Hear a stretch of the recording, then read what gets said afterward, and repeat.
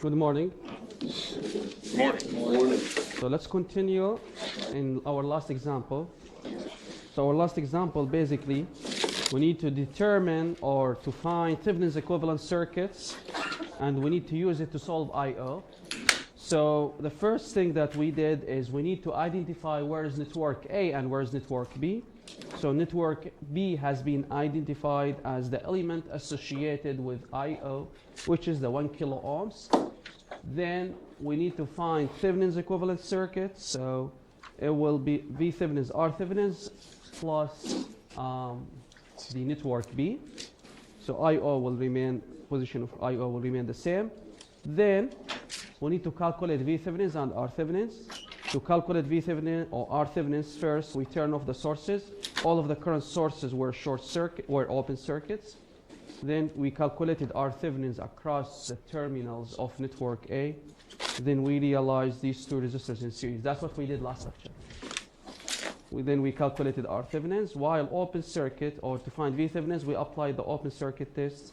Then we did several KCLs, KVLs, etc., Ohm's law to find V Thévenin's. So we end up having V Thévenin's 28 volts, R Thévenin's as 3 kilo ohms. So what we will do next is to substitute these values in the, go back to the equivalent circuit. So V Thévenin's, we calculated it as, what was it again? It is 28 volts. R Thévenin's, we calculated it as 3 kilo ohms. Now I'm ready to find the things, which is the unknown thing. Since I know V Thévenin's, I know R Thévenin's, how to calculate I/O? It is single loop, V Thévenin's over R Thévenin's. We know V Thévenin's, we know R Thévenin's, R load is known as well. So therefore, we will say I/O will be V Thévenin's, which is 28 over R Thévenin's 3K plus R load 1K. So 28 over 4K. K, which is 10 power 3, 1 over K, will make it 10 power negative 3. In other words, it will be milli. So 28 over 4 is 7. So it will be 7 times 10 power negative 3, or in other words, milliampere. Don't forget the milli, it's very important, or the kilo or the milli. Okay? Then that's it, problem done. So the problem is just to find I/O through Thévenin's equivalent circuits. Okay, any question? Now I would like to write some recommended problems. I can write it here. Regarding Thévenin's circuits. So textbook problems. So I encourage you to try those. So you can have a complete understanding of Thévenin's, or actually by making practice on Thévenin's. So the more you practice, it will be easier for you. 353, 354, 355. And in addition to this, also I encourage you to go to worksheets.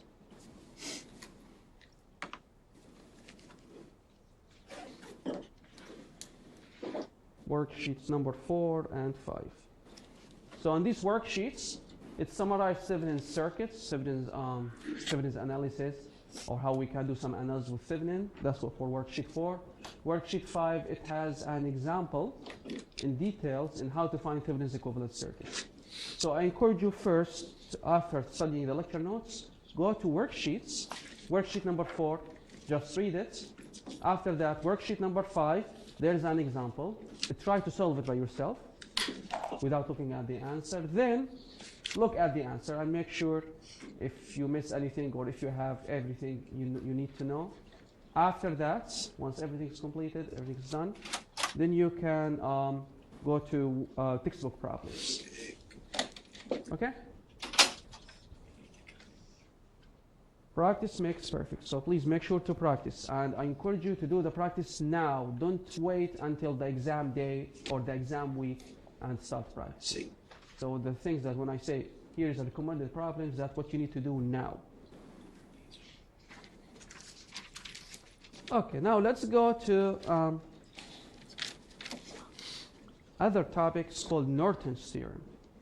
So there's something called Norton's theorem. And we know Thévenin's theorem. Thévenin's theorem, in summary, we have network A and network B. So network A will be related to the system that remains constant, while network B for the device under test, or the system under test, or the new thing, or the load changing, whatever we can call it. Then, network A has been replaced to be a voltage source and a resistor in series. So you can notice that Thévenin's replaced the equivalent circuit by a voltage source and a resistor. Now the question is, how about if I make it a current source? Do you think it can work fine? The answer, yes. So if I want to find the equivalent circuit using Norton's, so Norton's basically similar to Thévenin's, but the thing which is I'm replacing the network A by a current source and a resistor in parallel. Okay? They are exactly the same concepts, replacing network A by an equivalent circuit. But Thévenin's voltage source, resistor in series, Norton's current source, resistor in parallel. Keep in mind the following things. When you do Norton, don't say it is current source and a resistor in series. This is wrong. The resistor must be in parallel. When you do Thévenin's, don't say voltage source and a resistor in parallel. This is wrong. So it's a must for Thévenin's resistor in series, Norton's resistor in parallel is a must. Okay? So when you do Thévenin's, voltage source, resistor in series. Norton's current source, resistor in parallel. Now the question is how to calculate Norton's. Basically, there are, maybe in the textbook, there are some procedure in how to do Norton's.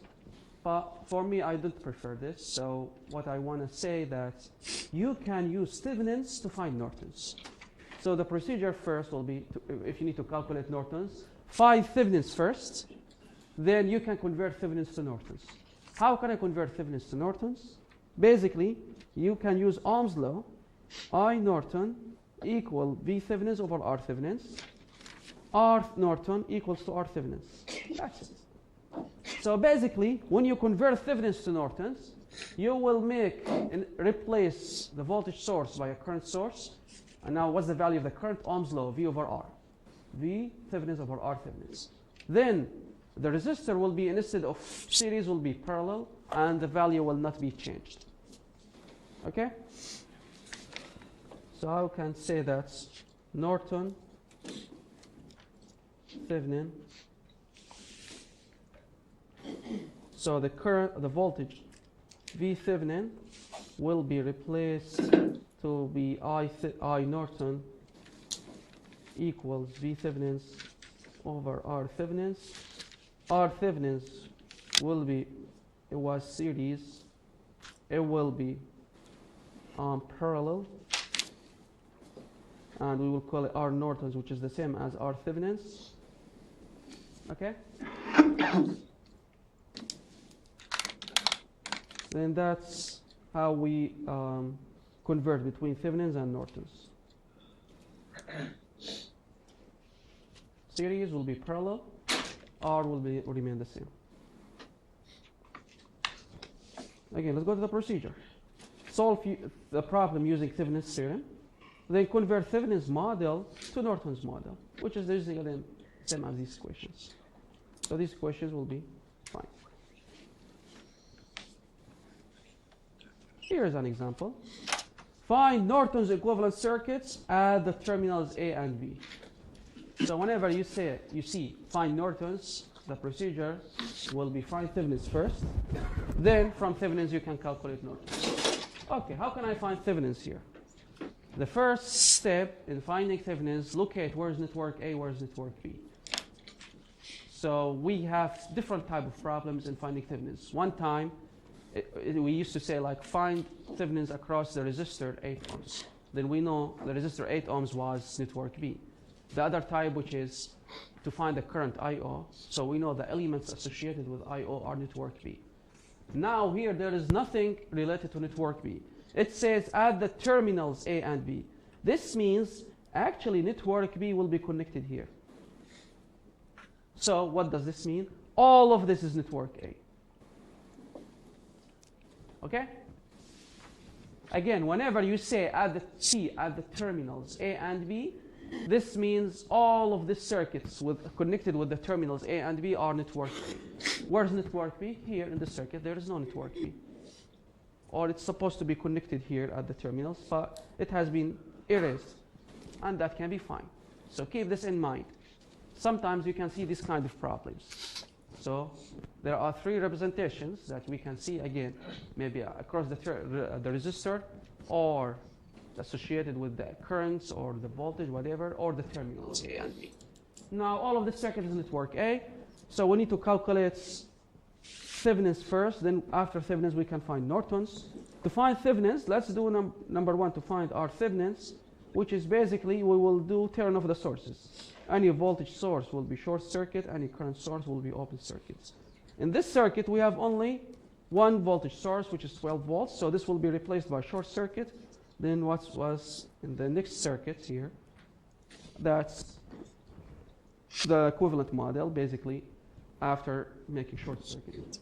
Then we need to calculate the equivalence circuits, label the nodes. This is the green node, yellow node, purple node, and we have a red node. So basically, you can see that you can say that 8, 4, and 8 are in series because they are. If you assume there is a current, they are all sharing the same currents. Then their equivalent will be in parallel with 5. This yields to 5 parallel with 8 plus 4 plus 8, which is 5 parallel with 20. Then 20 times 5 over 20 plus 5, we get 20 over 25. 20 times 5 over 25, 100 over 25, which is 4. Here I wrote it in shortcut, but you can write it in more details to get a clear image. The next thing is we need to calculate V Thévenin's. Basically, we will do the open circuit test at the terminals A and B. So we will take network A as is, and we will put the positive sign at A, the negative sign at B. Then we need to calculate the voltage across this terminal. How to calculate the voltage here? Basically, it's the same as the voltage at this element. Okay, so how can I find the voltage? First, we can find the current, then apply Ohm's law, right? Or we can apply something that we will learn in, I think, next lecture. It's called voltage division. So we don't need to calculate the current, we can find it using voltage division. Since we haven't discussed voltage division yet, no problem. Let's find V Thévenin's. How to find V Thévenin's? Let's find the currents. So I will say that I equals, since it's single loop, they are all sharing the same currents. Because the current will not go here, I will be 0 because it's open path. So in single loop, it will be V over the sum of the resistors. So it will be 12 over 4 plus 8 plus 5 plus 8. Now, how to find V Thévenin's? Which is I times R5 ohms. Then it's going to be 5, or it's going to be I, which is here 12 over 4 plus 8 plus 5 plus 8 times R5, which is 5. Okay? Or you can calculate the numbers without making like this way. Then the answer will be 2.4 volts. That's V Thévenin's. Now we calculated V Thévenin's. So we know R Thévenin's, we know V Thévenin's. And this circuit is easy, so we just calculate it in an easy way. So the next step, draw the Thévenin's equivalent circuits and draw the values. So here we got V Thévenin's as 2.4. R Thévenin's, we calculated it as, how much was it? 4 ohms. 4 ohms. Now, we are not done yet because the question asks us to find Norton's. So Norton's, just to draw the circuit with I Norton, R Norton. How to calculate R Norton? R Norton will equal to R Thévenin's, which is 4 ohms. This is R Norton. I Norton will be V over R, 2.4 over 4, which is 0.6 amperes. Keep in mind, R Norton must be in parallel. That's it. Okay? And don't forget the symbol here is current source. It's not voltage source. Just make sure everything is fine. So we are all being the same page. When you do Norton's, yes, it's in amperes, but the symbol is current source. I'm saying this because I saw many mistakes in the previous semesters in the exams. The student find everything correct. The values are correct, but when they draw Norton's, they draw it like this way. And they're at 4 ohms, 0.6 amperes. Okay, the values are correct. The circuit is correct, but this is voltage source. This is not current source. It must be current source, so just keep in mind. Keep in mind these mistakes, so make sure to be accurate when you draw the equivalent circuits. And that's it. So whenever we need to calculate Norton's, let's find Thévenin's first, then convert Thévenin's to Norton. And that's it. And basically, just you have the circuit, you have the series and the parallel. So you can write this for, if you need this in the tests, you can write this in your note card, how to convert Thévenin's to Norton. Just draw the circuits, write these equations, and that's it. While during the quizzes, of course, in the quizzes it's closed notes, so you need to know this.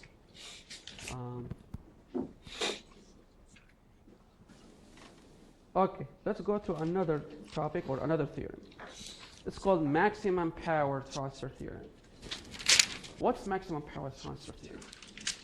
And why this is important actually in real life. Okay, let's recall our example last lecture when I mentioned about the new building construction that we need to add in, for example, in Auburn University. And we said we have the existing system, then we have the system that's under test. We need to test if we have the capability to, the electrical system currently can be able to supply that load or not. Or what's the maximum power that can my system supply, or the electrical system can supply to this new building. And here's the maximum power transfer. Basically, it means what's the maximum power that I can supply to the load. Okay? That's the physical meaning of it, which is I have a new construction. So based on my calculation, for example, the maximum power that I can provide, which is 500 kilowatts, something like that.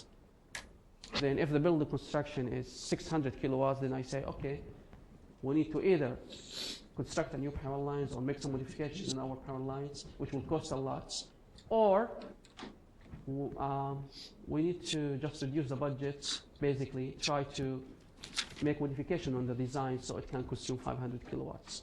Or if we realize our target is 400 kilowatts, while my target I can get up to 500 kilowatts, so I can tell them we have more room. So you can, if you need to add some designs, you can add. Okay? That's something that's very important in real life. And also, we are using this in many communication and wireless signals. Basically, in wireless signals and communication, we need to transfer the signal from one side to the other side, and most likely these signals will be in low scale, low voltage scale, low current scale, low power scale, and we need to make sure to transfer this in more efficient way such that it will not lose data. So it's also been used in communication, and it can be used also in we call it in the renewable energy, when we have a photovoltaic cell that provides some DC currents or DC voltage supply, or it supplies the voltage and the currents. So we need to make an efficient usage of power from that photovoltaic cell to get, for example, to charge the battery or to supply this to the electrical utility, using also maximum power transfer theory. Okay, now my target is to get the maximum amount of power to the load. Let's look at the load here. This is the load and this is the current of the load. Now the power of the load will be I squared times R, right? Is this correct? Yes. Power, I squared times R. I'm gonna say like the power absorbed. So it can be positive.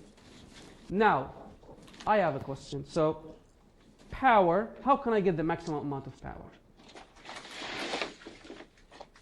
We have the power absorbed is proportional to the resistance, right? Then when you increase the resistance, you will increase the amount of power. Then there is no problem with that. So why do I have a limitation? Increase the load, increase the demand, then the power will be increased. It seems true, but is it really true? I don't think so. Why? What's going on? Actually, look at the value IL. Do you think IL will remain constant when you change RL? No. How can I know it will be changed or not? What's the formula of IL? IL equal, since it's single loop, V over the sum of R. So, IL, we can say this is V Thévenin, this is R Thévenin. It will be V Thévenin over R Thévenin plus RL. Okay. So what? When you change RL, this will change IL as well. Okay, let's substitute this in a single equation.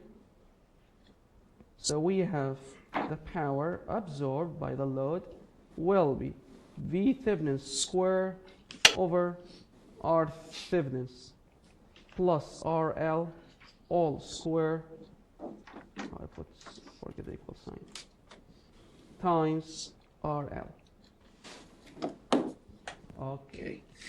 Then the equation was not linear as what we assumed first.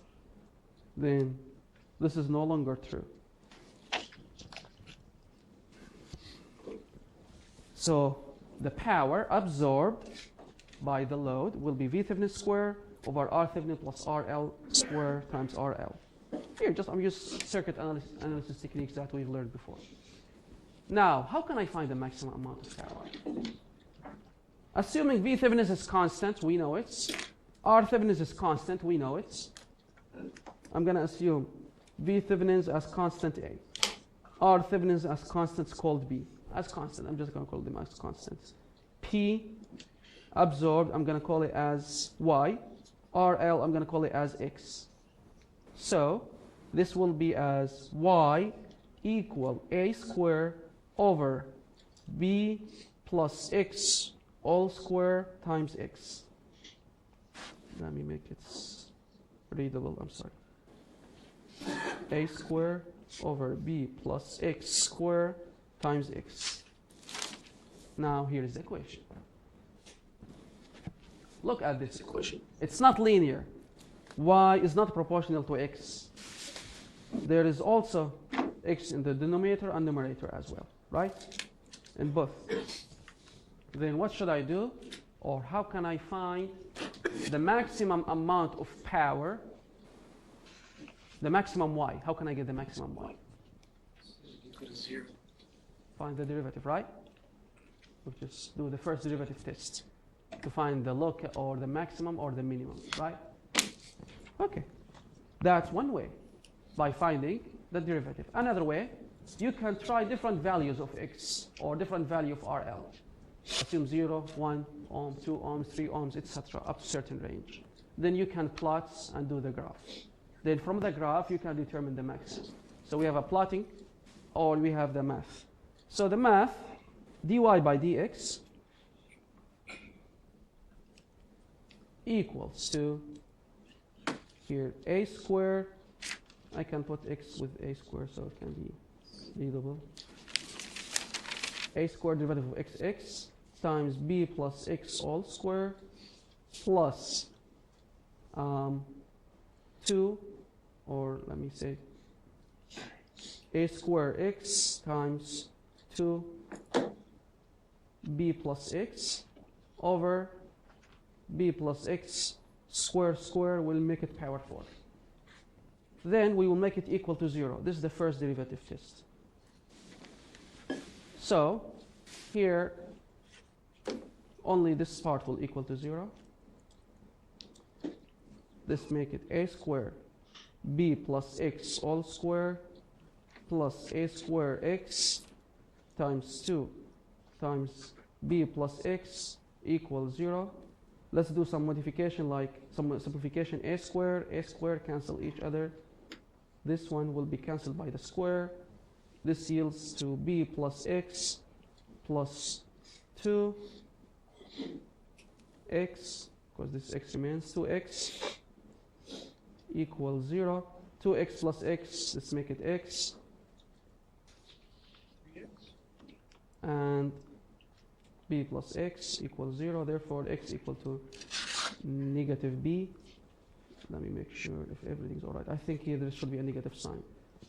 That's what I missed. Subtracts, subtracts, subtracts. Here b minus x, therefore x equal to b. Now let's go back and define them. What's x? X is RL. What's b? R Thevenins. So we realize we can achieve the maximum power when the load is the same as R Thevenins. Okay, what's the value of the maximum power? You can substitute RL equal R Thevenins in the equation. This will yield to be the power of the load absorbed. I can add at maximum power transfer, MPT, equals to V Thevenins squared over 4 R Thevenins. That's another result. So that's the maximum amount of power. So we have two important conclusions. In order to find the maximum amount of power transfer, we need to find Thevenin's equivalent circuits.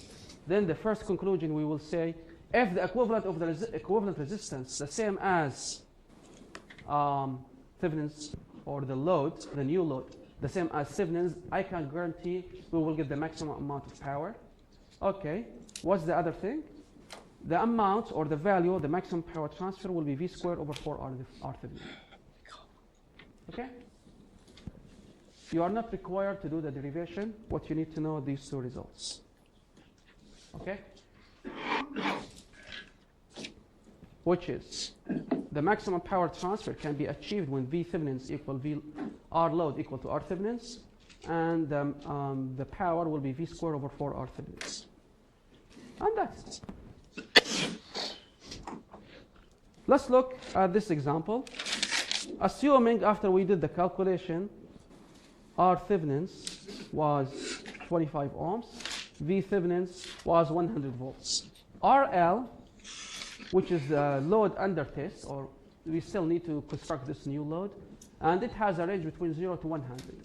So for me as a design engineer, it was required to me to determine what's the best value, choose a range between 0 to 100, so we can achieve the maximum power transfer. We have one way, by doing the plotting. Other way, we can do just the conclusion that we got, which is when R load equals to R Thevenins, and we can calculate the power at maximum power transfer. So here is the plotting. When you change the load, R load, and here is the power.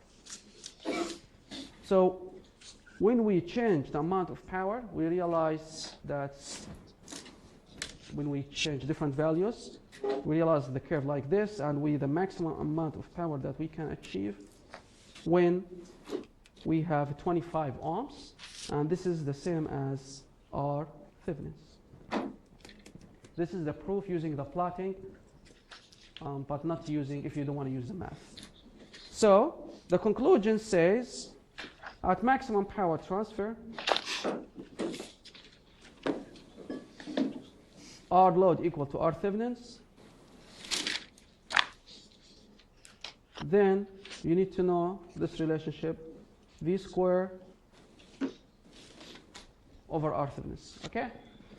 These two formulas are important, and you need to write them in your note sheets for the tests. While again, for the quizzes, you need to memorize them. Any question?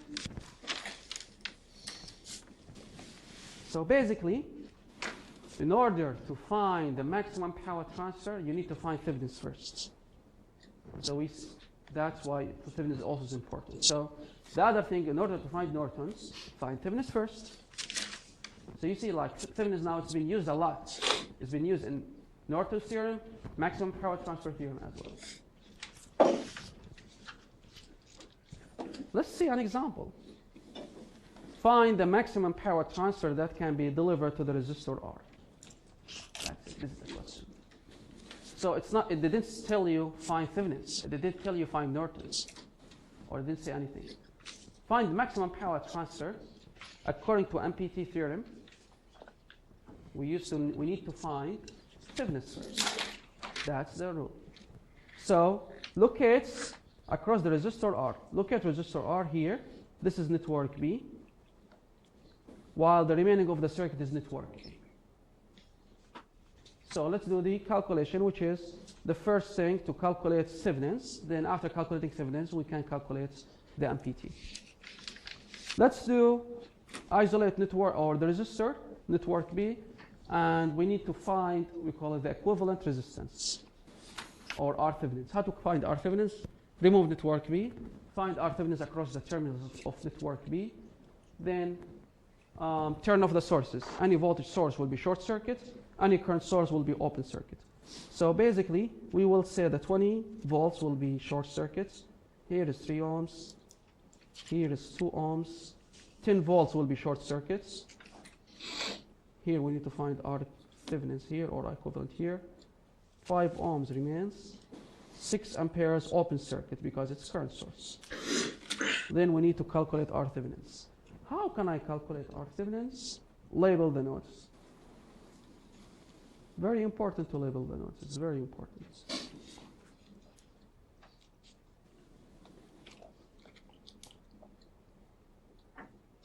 So when we label the nodes, this is, I can call this point A, this is point B. Now you can realize 3 ohms, 5 ohms are in series, right? Imagine there is a current flowing here to here. They're all sharing the same current, right? Then they are in series. Then their equivalent will be in parallel with the 2 ohms. So we have 3 plus 5 parallel with 2. This yields to this results. 2 parallel with 3 plus 5, so 2 parallel with 8 will be 1.6 ohms. The other thing is we need to find V Thévenin's across this circuit. So basically, here is the 10 volts, 3 ohms, 2 ohms, the other 10 volts,